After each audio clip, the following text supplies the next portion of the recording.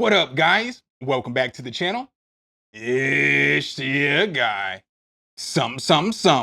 Hit the keys. Here today to do a quick review over the IK Multimedia Precision 6s. Make sure if you guys do like this content, though, you drop a whole elbow on that like button, hit subscribe and that notification bell so every time we bring you guys a new video, you can be the first to see. With no further delay, let's get right into this review, baby. Some, hit the key.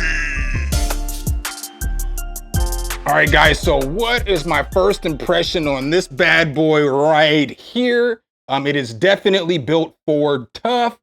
This thing weighs about 17 pounds. It's manufactured well. Just a comparison for you guys, I do have a pair of MTMs. And so this is the size of the MTMs next to the 6s. So, you can see there's a big difference, and these are the big MTMs. So pretty big difference, but definitely built well. What do you get with this when you buy this speaker? Well, what's cool is they give you this ARC microphone, and this microphone right here will allow you to correct your room. So it basically, there's DSP in the speakers and they sync up together, and this just basically gets your room correction right. So it's gonna get the speakers to sound the best that they can. They're also gonna give you this USB. So this USB is gonna be able to communicate your speakers to your computer and to your other speaker, which is pretty cool as well. And then the last thing they give you is absolute gold. So they give you these isolation pads. So they give you 4 isolation pads that go underneath your speaker. So it fixes any vibration and anything like that. And as you guys can see right here, boom, bam, they give you 4 of them. So that's pretty dope. Definitely a nice little add-in with the speaker. And some of the features on the Precision 6 are, it has a 6.5-inch ultralight coated paper midwoofer. It has a 1.5-inch chambered textile dome tweeter. It has a Class D 150-watt RMS amplifier. It's DSP controlled.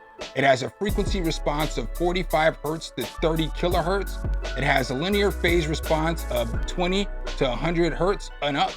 And it has a built-in ARC calibration system with the mic. It also has X monitor control software. So what were my initial thoughts on the Precision 6? Well, when I initially pulled it out the box, I definitely thought it was built like a tank. So like I said before, it's built well. It's got some nice weight to it. For the first couple of days, I didn't even hook it up to the ARC system. So I just kind of wanted to listen to the monitors and see what the monitors sounded like before I hooked it up to the ARC system. But let me tell you this, once I hooked it up to the ARC system, it was like night and day. It made the speakers flat, and it made it much easier to mix on. So I'm not saying before that they were hard to mix on, but the sound quality, once I hooked up the ARC, it just took it to the next level. Definitely some fire speakers.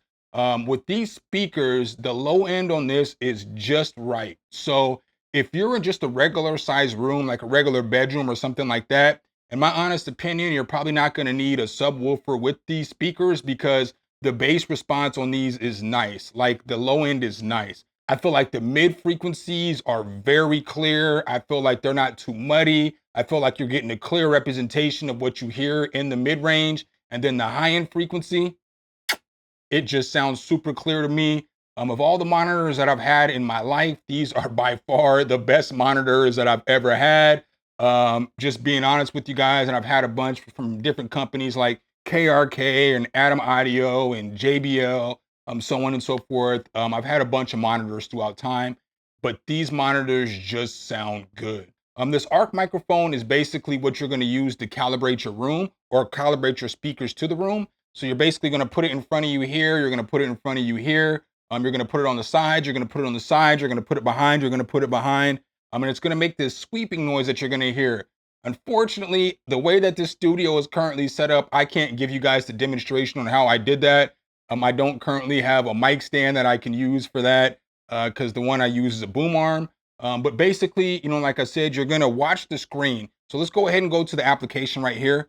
So you're going to come into this ARC application right here, and it's just going to welcome you to the ARC system, and it's just going to walk you through. Very easy. You just pick the mic that you're using. Boom. Next step. You're going to pick whatever the output device that you're using is. So, boom, it's going to recognize all your stuff, and it's going to set all this up for you. And then you're going to go next, and then it's basically, telling you what kind of listening environment are you in. So you're in a project studio, you're in a studio, you know, whatever, wide area, back area, so on and so forth. You pick that and go to next. It's going to ask you to position the microphone. So you're going to want to position the microphone where it's asking you to position the microphone at. And then you're going to go next again. And so this part right here is where you're kind of going to do your play test. And so you're going to hit this play test to see if you can actually hear this. That thing was loud, wasn't it though?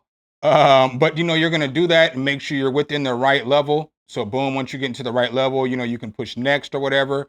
But it just takes a second of the sweeping. Since I'm not sweeping, it's not going to do it correctly. And then it's just going to take you to the next page. And the next page is going to ask you to put it in the 6 different slots. And then boom, once you do that, you'll be able to set it up and you'll be able to calibrate it from there. Again, I can't do all that just because of how my studio is set up. And I apologize to you guys for that. I had to kind of rig it up and move this couch, but there's nowhere to move the couch with, you know, these boxes here. So now you're probably wondering, how am I going to use the ARC software in the DAW if I have to use it on an app? Gotcha. So all you have to do is come over here to your last track on your master track, any DAW, it's fine. But on your master track, on the last effect, you're going to put the ARC there. And then as you see here, you have different stuff going on here. So you have your different measurements. So you can set up as many measurements as you want. So like, let's say I'm working in my home studio today, but I take my monitors to my real studio, or I move them, or I'm in a different room, or whatever the case is. You can set up the measurements however you want. I only have one correction in here. So next to measurement, you have target over here. So you can actually change what the target frequency is by just coming over here and picking a custom one and then tapping edit. And then this white line is going to be what the current frequency response is. So you see, if I raise this up, it's going to change the frequency response of the actual speakers, which is pretty fire. But we're just going to go ahead and leave it on flat for now. And as you can see, boom, it's flat. Something that I probably should have mentioned to start here is what's cool is you can see what the before the room correction was. So you see in this room, the room was giving the speakers a little boost in bass. It was giving them a boost in mid-range here. And you can take this off so that you don't have to see, but you can see right there, clear as day. That's what it was doing before. And then this is kind of what it's doing after. So it's pretty much flat. I mean, there's a couple of peaks and valleys, but not too bad. But it basically did a pretty good job of calibrating those speakers, if you ask me.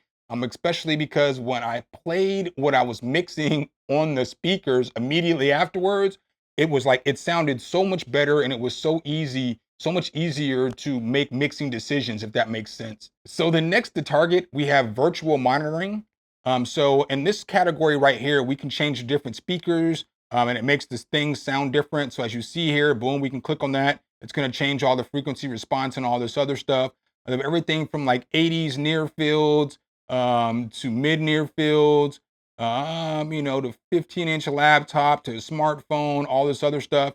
And you see it's literally changing all that for you so that you can use these monitors to actually see how it's going to sound on different pieces of equipment, different pieces of gear. That's pretty fire right there as well, because that's just going to give you a different perspective in your mix, if it makes sense. If you can get it to sound good on monitor mode, you can get it to sound good on a laptop and a cell phone, you're definitely getting the job done. So taking a look at the back of the speaker, you'll see here we have a rear facing port right up here at the top. Right below that, we have our low pass filter right here. So with our low pass filter, we can either choose 80 Hertz, 50 Hertz, or we can get the full spectrum. Next to that, we just have our low frequency, so we can boost that if we want to, or we can take it down by 1 dB. We can do the same with our high frequency right next to that. So we can boost it a dB or we can lower it a dB. Next to that, we have our calibration controls. Next to our calibration controls, we have this nice feature right here that's called auto standby. So you can put it on auto standby, and every time you're not using your speakers, they'll turn down, so you don't have to worry about blowing anything when you're not around. Next to that, we have our volume level, obviously. We have our USB here, so we can hook our speakers up to the computer and control them with the control. We also have underneath that our ARC control right here. So this is where we can plug the ARC microphone in and calibrate the speakers to the room. Underneath that, we have where our 1/4-inch cord goes. All right, guys, so what's my final thoughts on these monitors? Honestly, I think these monitors are fire. I think they sound amazing. I think they have multiple different use cases. So the fact that you can come into the ARC and you can start messing with the frequencies and the DSP of the actual monitors, it makes it so that you can use these monitors for like casual listening.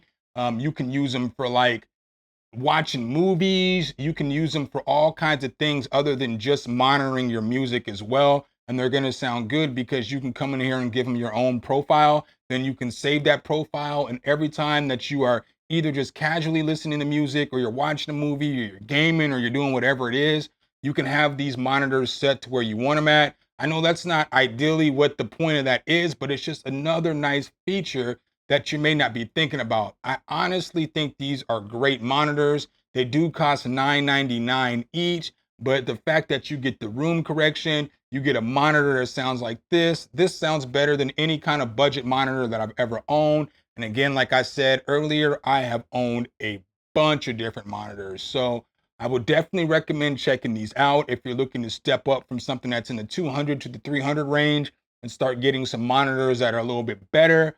I think that these are absolutely phenomenal. So make sure if you guys do like this content though, you drop a whole elbow on that like button, hit subscribe and that notification bell so every time I bring you guys a new video, you can be the first to see. Appreciate you guys' time as always, and I'll catch you in the next one. Peace.